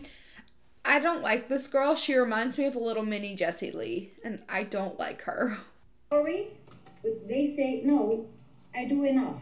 And then I say, okay, then you do enough. Yeah, so then, but that's just it's not a red flag, but it's just, those aren't coachable people. What does Eric Worre always say? He says, the only people you should spend your time with are all three things. Not two of them, all three things. They have to be leadable, they've got to be coachable, and they've got to be hungry. So, see, whenever I'm hungry, I just go get some food. I don't drink ketones. I'm telling you to do something as your coach, and you are not listening to me, you're out. You're out. Like, that's literally the reason I'm making a big pivot in my my coaching for the next 90 days. I handpicked 12 people, and those are the only people I'm coaching. I shut off coaching calls. I just did it because I'm like, these people, I'm looking at all the screenshots of all these calls I've done, and they're not doing what I tell them to do. Do you know how frustrating that is for me? You have no idea. Like, nobody has any idea. So, like, it's horrible. It's got to the point where I hate doing coaching calls, and I love this. I like coaching you, like, don't get me wrong. But I'm like, what in the hell? Like, I'm sick of telling you everything to do, and then you literally sit there and have the audacity to waste my time. Again, not you, Sophia. But it is agonizing. So I'm like, nope, we're making a pivot. We're making a pivot. So this is so gross. This is just disgusting. Those three things, if you are trying to pour into people and they are showing you, oh yeah, they're hungry because they're broke, but they're not coachable and they're not leadable. Nope. Yeah, and that is also why that I say I have every month my goal. Last month I went up to 1 a.m. I needed 1 customers to have the bonus from $500, and I say I need to do this. I need to do this. I need it. And I did it. I have 50 new customers. I did it. I wanted to. Oh, I know. Because we sent out gifts to people with over 10 customers. And I told my assistant, I said, Sophia's in Belgium. We can't send the same thing that'll cost $300 to ship. But I have a gift coming for you. I noticed. I was like, damn, Sophia. What the hell? You got a lot of customers. But I don't going to sleep before I can help so much customers. Yeah. That is me. I always tell people, I'm the Belgian Jessie Lee. I wrote this and I got to have it. What did I just say? That she's like a mini Jessie Lee, and she just said she's the Belgium Jessie Lee. That is my point. Let's go. And I'm so frustrating that my team members are not so. Yeah, but you know what? you need to rewatch my training, my deck of cards training. It is a numbers game. Not that people are numbers, but this is a numbers game. If you wonder why I recruit so many people and I have so many customers, I do what I do because I refuse to get frustrated at other people. I refuse. Right? Like, I can't. It kind of sounds like you're getting frustrated at your team for not being coachable and leadable. Emotional well-being is caught up in if you do something, I'm never going to feel whole. Does that make sense? Like, I'm always going to be living in a piece of frustration. Like, I'm going to be getting on trainings, and I'm going to be training from anger and frustration instead of training from a place of like, oh, you know, like, I'm so grateful for you guys. You know? Yeah, that's also why that I say you need to go to 4 hours. Yeah. You need to, like, I always, the Wednesday night, I say, no, I can sleep. No, you can't sleep. No, you can't sleep. You need to follow the American Zoom call. I follow everything because I know myself, and if I am not on the Zoom on the minute, the next day I don't going to go to the group to see the Zoom call. Sleep. Nobody does. Nobody watches replays. Shouldn't say nobody, but it's very, very seldom. Yeah. And my other thing is from, do people come always to you, or do you send also to people? Because that's this. You mean like messages, initial messages? Yeah. I don't have time. Yeah. I can't even. I'm thousands of DMs deep. Like, if somebody needs me and they DM me a week ago, they need to DM again. Yeah. Like, because customers also, I have something in the past, they always say you need to send to all your people on Facebook, and then I say, oh no, I don't want to do this. Yeah. something, yeah. Do you do the same or do you do... I can't. I don't have time. If you have time to reach out to people, you should, which you probably do, right? So if you get the I literally physically cannot respond back to everybody who comments and stuff. So like the only people who can get DMs from me are the people who, when I say like maybe on a TikTok, I'm like drop a hand or drop an info or drop a yes. I can respond to those people. I don't have time. And again, I don't really have time. I don't have any interest. Like I don't have any interest in coaching people that aren't hungry, leadable, and coachable. Well, if you're not coachable, if I tell you drop the word yes, and then I send you a message that says DM sent, and you don't check your DM, like you're probably not going to be very good at an online business. Okay, fine. Yeah. That's it. I don't have any more questions. Cool. Oh, do you know when you come to Belgium? I don't have exact dates yet, but my flight to Madrid is August 1st. And then I fly out on the 19th to go back to Kentucky for the company event. And you go the 20 and 21 to the Netherlands. I have here. That's correct. July. No, it's impossible. Hey! As my husband. I know. And as my friend. Hi, friend! She has lost 12 kilos. So exciting. Congratulations. Oh my god, she's so cute. I love it. Love it. Love you. Love you. She's so cute. Yeah, no, we can't go to Europe this month. Everything's still shut down. Oh, okay. And we're waiting on some of these Americans to get their freaking passports. So these Americans don't have any passports. Nope. They sure don't. I hollered at them though. I said, how can you've been saying you want to build an international team. You've been a bunch of liars. How are you going to build an international? Nobody wants to join a leader that won't come see them. I know, you are European. You came out of your mother and had a passport. Get the hell out of here. You don't count. Whenever I tell Europeans that, they're like, there's no way. Over half of Americans don't have passports. Oh, it's maybe too expensive then. No, it's more like people are obsessed with America that are American and they don't understand the rest of the world is better. I gotta agree with her on that one. But also passports are expensive here. I think it's like $200. Let me Google that. $165 for adults over age 16. Yep. $165. Some people just don't have that. It's expensive to get a passport, but also she's right about some Americans thinking America is like the best place in the world, while not understanding that the rest of the world is better. I love America, don't get me wrong, but I want to go to America. I always say it. I want to go to America because it's so big and we see the movies and Hawaii. I want to do Hawaii also. I mean, I go twice a year, so. I need to go too. I need to work hard to go there. Yes, it's expensive. It's expensive to get there. It's not expensive once you're there. That's a myth. They say, oh, it's so expensive when you're there. No, it's not. Oh, great. I need to do it. Yes. That was it. I think that I have all my questions. All right. Well, I love you. I appreciate you. I'll see you on the frontline call in an hour. Yeah? Yes, love you too. All right, girl. I'll see you soon. All right, ciao. Bye. Okay, and then Amber Higgins will be on in 1 minute. How y'all doing? Is this useful? Let me know in the chat if it's useful.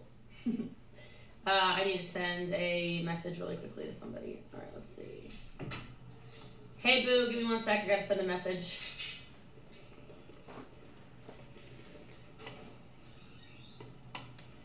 Oh, wait, what is this? Oh, come on, internet. Ah. It is useful. Good. Where are you guys watching from, by the way? Hey, Amber Higgins. Hi. What's you doing, How are boo? you? I'm good. I'm great. Did you get a haircut? Working. No, I got my hair done I was like 2 days ago. It still looks really good. Yeah, it looks super I'm good. excited. Like something Thank you. different over here. I love it. All right, what's going on, little hottie? Hottie. Saw your booty picture on Instagram the other day. I was like, wow. Hey. I couldn't comment on it because I was in Instagram jail, but I would have been like, wow, and dropped like a peach or something. That was intentional, very intentional, because I'm pissed off because my engagement on all of my platforms are just like, well, I don't know what's going on. It could be worse. You could have no Facebook, and you could have an Instagram that only lets you post, and that's it. So it could be worse, you know? Careful what you wish for. I guess I don't know, like, obviously I need to pivot. Like, we've been talking about pivoting, but I don't know what to do to pivot.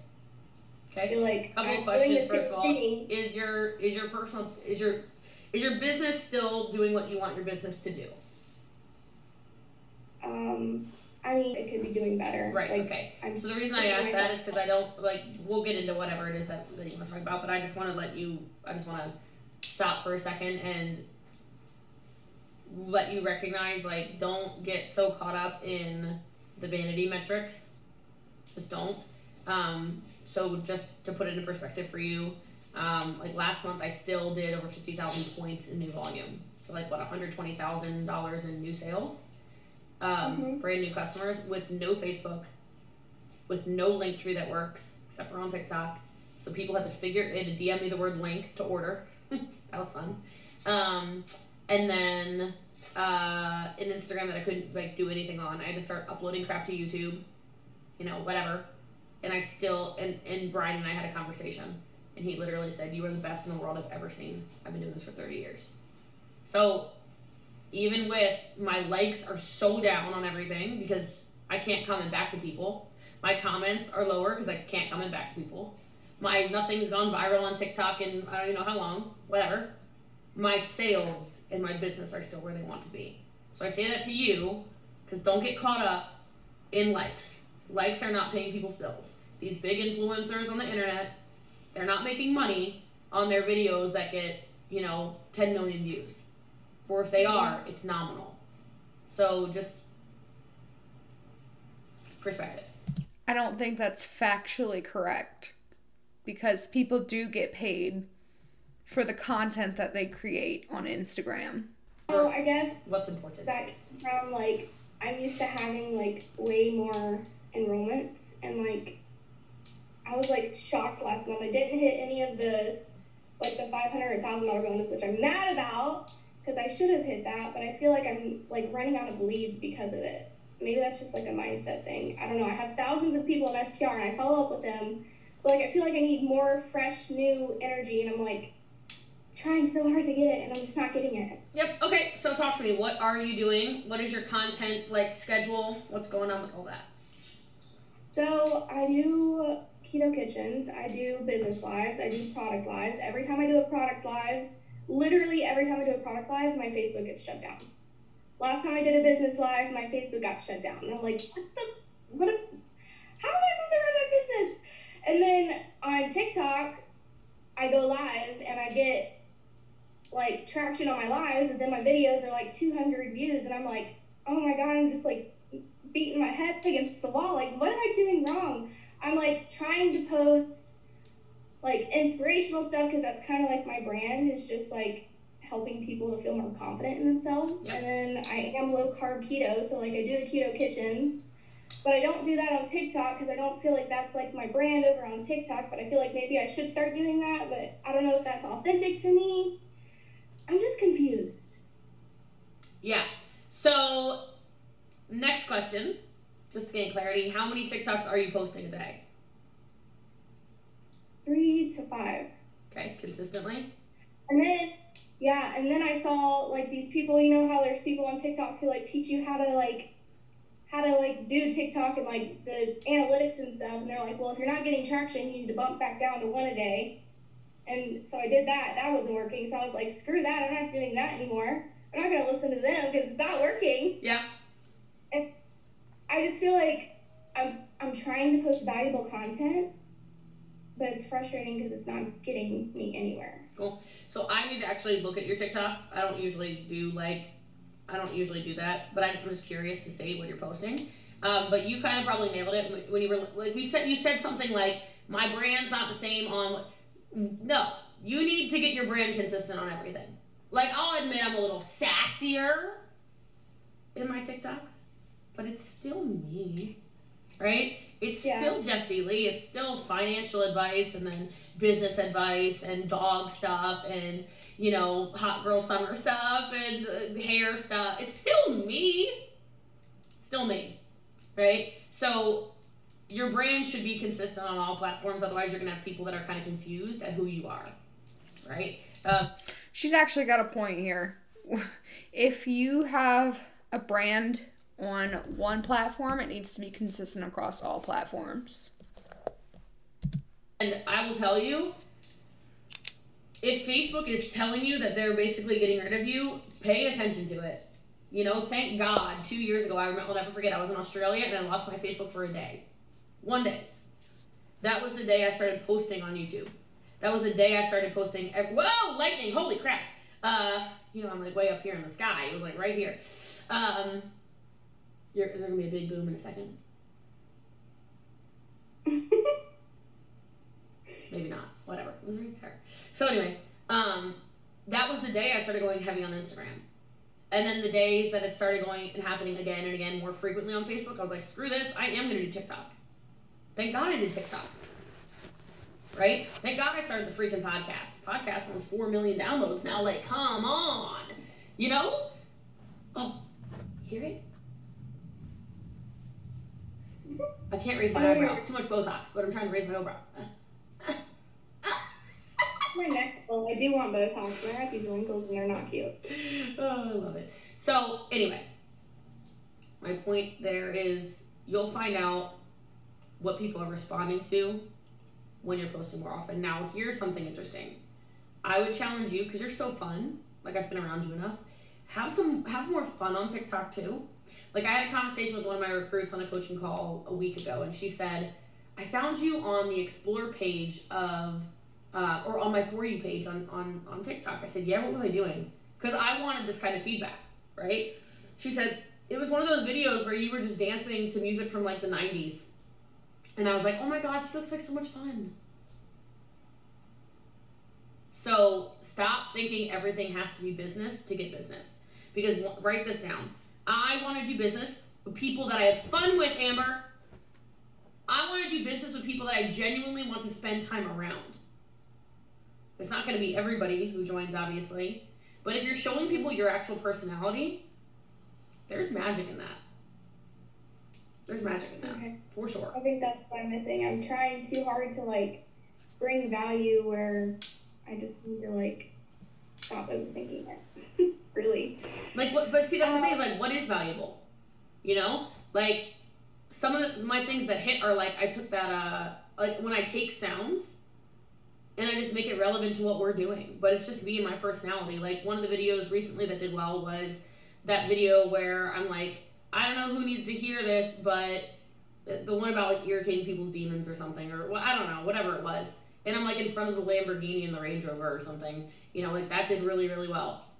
You know? So, like, I find that maybe not, like, they're not going viral, but I'm getting more views on ones where I do use sounds. So I don't know if you're doing that. Obviously voiceovers and stuff like that, but it is going to be consistency, and it is going to be showing more of your fun personality. And I'll tell you, if your energy is weird because you're like, I hope this one hits, it's probably not going to. You know, like, you can't, yeah, see, that resonated with you. Like, if you're trying to flip it hard, I'm telling you, everybody can feel it. Have fun, like, flow.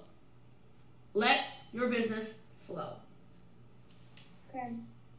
So my next thing is, like, I am running for rank 7. Like, I want to double my business.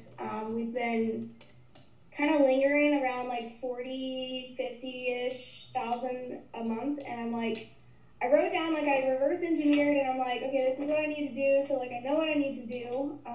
Obviously I need to recruit. Like, Rita is always the answer. But in terms of, like, my leadership, like, I feel like I do everything that you tell us to do, okay? Like, we're doing daily homework, we have the rank pods, we have like our little tiny little mini leadership meeting, we have our team meetings every week, we're pushing to power hours, we have a book club. I just don't know if there's anything that I'm missing. So there's a couple of things. first of all, yes, Rita, recruiting is the answer. However, who in there do you really believe in? You don't have to answer that right now, but you need to write that down. You need to write down the list of the people you actually believe in that you can drive. And then you need to send them a message. And you need to ask them. Straight up. Like, what are your goals? Where do you want to go? Give me a time frame on it. Because you might be pouring into the wrong people. And not know it. Like, it would be innocent, right? But message them and find out, like, what do you want? Because, like, I believe in you, but I need to know how much you believe in you, and then if that's something you actually want me to coach you through. And then we'll say, oh my God, no, or oh my God, yes, oh my God, yes. Get me to rank 4. You know how to get people to rank 2. You know how to get people to MVP 2, 3, 4, 5. So you need to coach people to get to MVP 2, 3, 4, 5. Ah! Lightning again. Sorry, it's like literally right here. It's like in the field. So distracted. Okay? That's what you need to do. And then you need to work with those people, work with those people, work with those people, work with those people. And then bring new people in, because new people will motivate them. And then you fly. But your pivot is probably laser coaching with people who, write this down, deserve your time. Deserve your time, girl. So, back to my coaching, I always talk about 3 things. Leadable, coachable, hungry. All 3, Amber. Not. If she says this one more time. Not 2, no, all 3. Like, when people show you that they're not this, or they're not this, or they're none, you revoke privileges. You're a leader. And look, I'm the big... Revoke privileges sounds so... calling people children.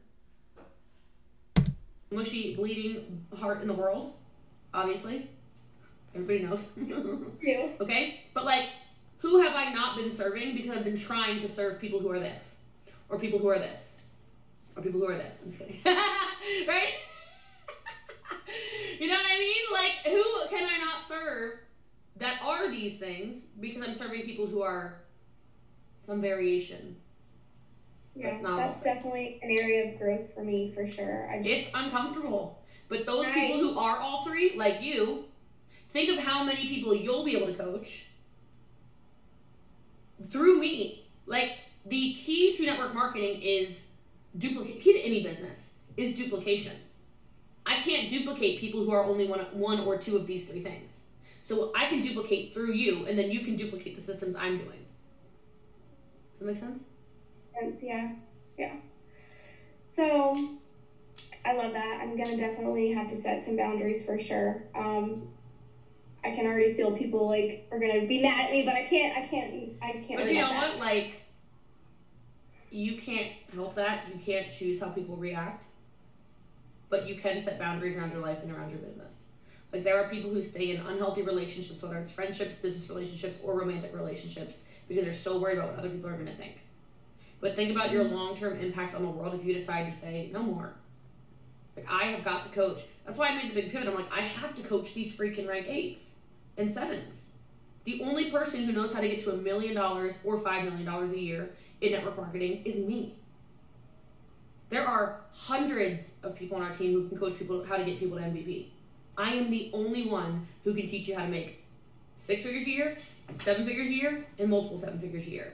So why am I not using my skills that are very unique to me to show you how to do that? So that you can teach people how to get to $1,000 a month, and $2,000 a month, and $3,000 a month, and $4,000 a month, which you can teach. You know what I mean? Mm-hmm. That's where the duplication starts coming. Yeah, that brings me to my next thing, Mike. And I know I shouldn't be focused on the money, but like obviously that's like a scarcity. Like, I feel scarcity around money, and I've been stuck at the same amount of income for months, and I'm like frustrated with myself. Like, I don't know what. I know what I need to do. I just need to recruit. That's what I need to do.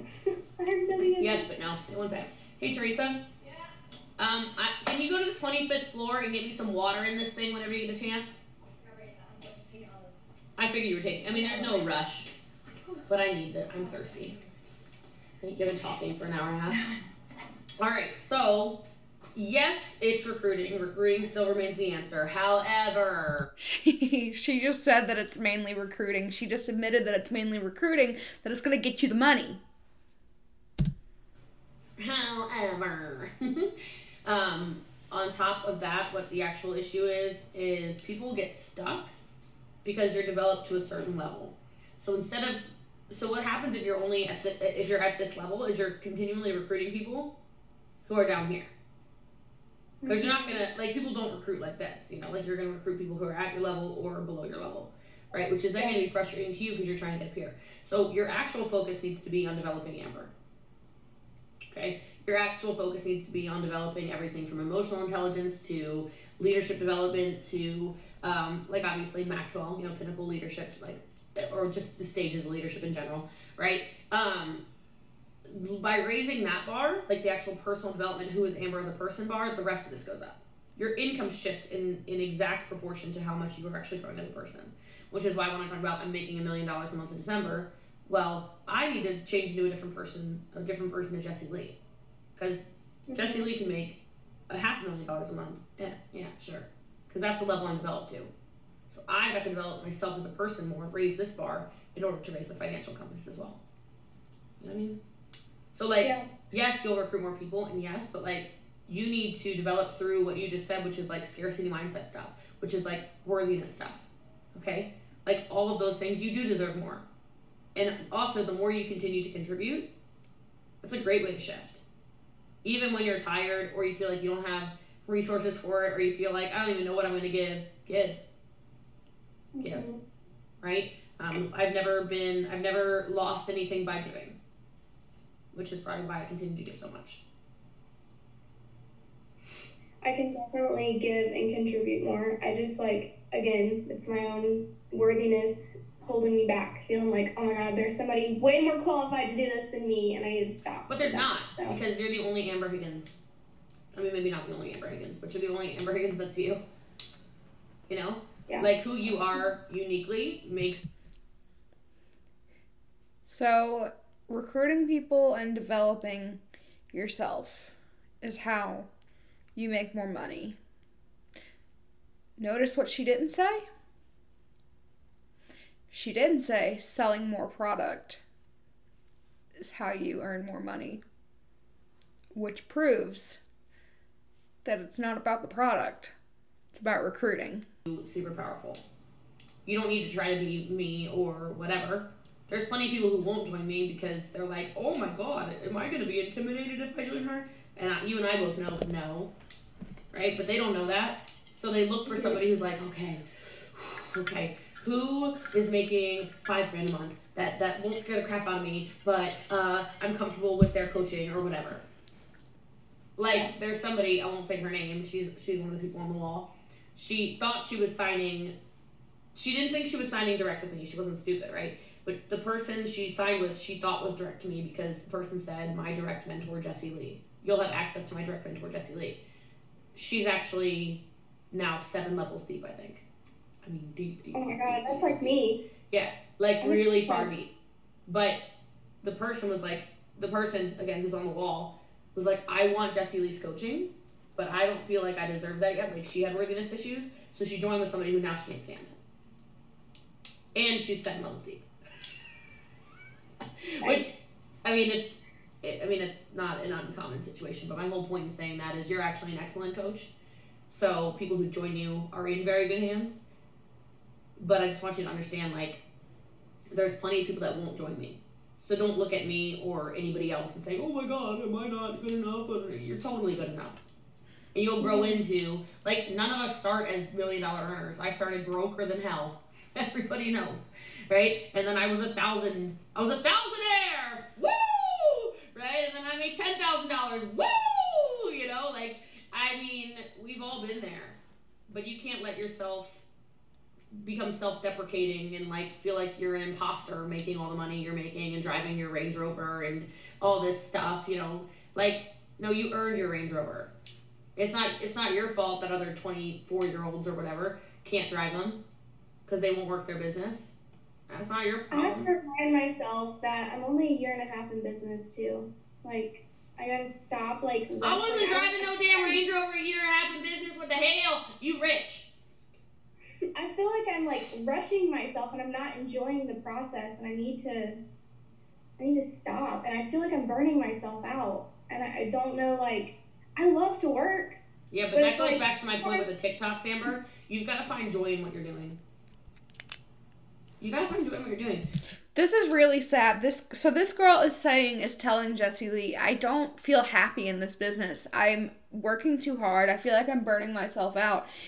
And Jessie Lee is basically telling her, oh, well, you just have to find joy in it. This is so sad. This is incredibly sad to hear. That someone is telling Jessie Lee, I'm not happy in this business. If this girl had went to someone else and been like, oh, I'm not happy in my business, any normal person, any not brainwashed person would be like, you need to get out. If you're not happy in your work, you need to get out. It doesn't matter, you know, how much money you're making. If you're not happy with your work, you shouldn't be working that business. I'll give you a tip. Here's a tip.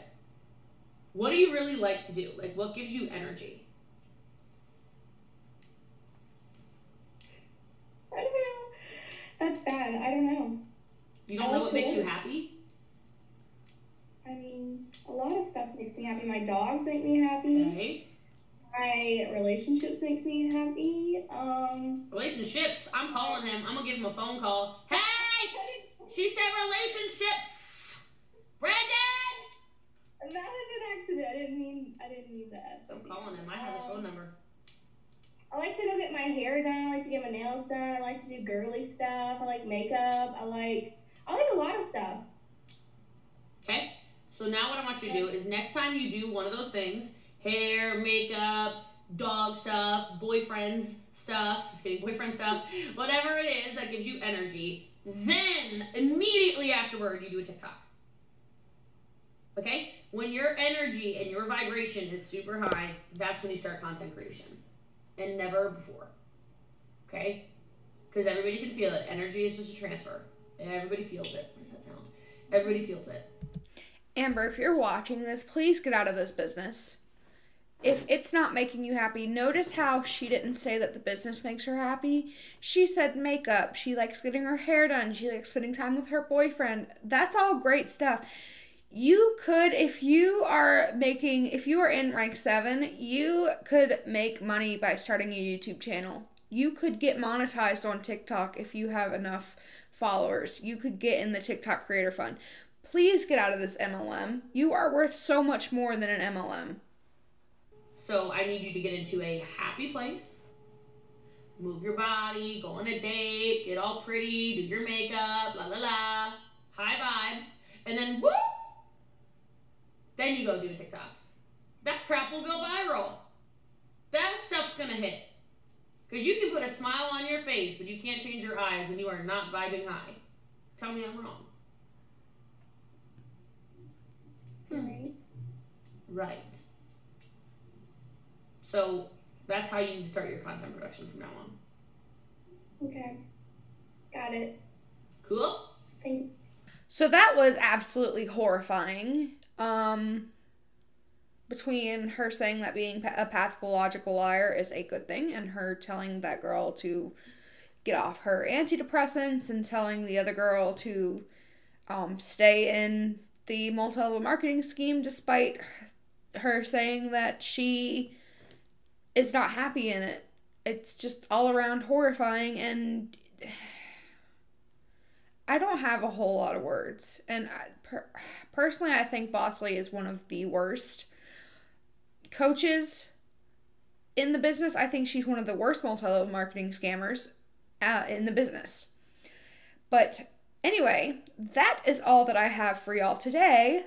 And yeah, I just wanted to sit down. I just wanted to do a little bit of recording on Christmas Eve and just relax a little bit with y'all. But anyway, I hope y'all will join me for my next video, and I will see y'all then.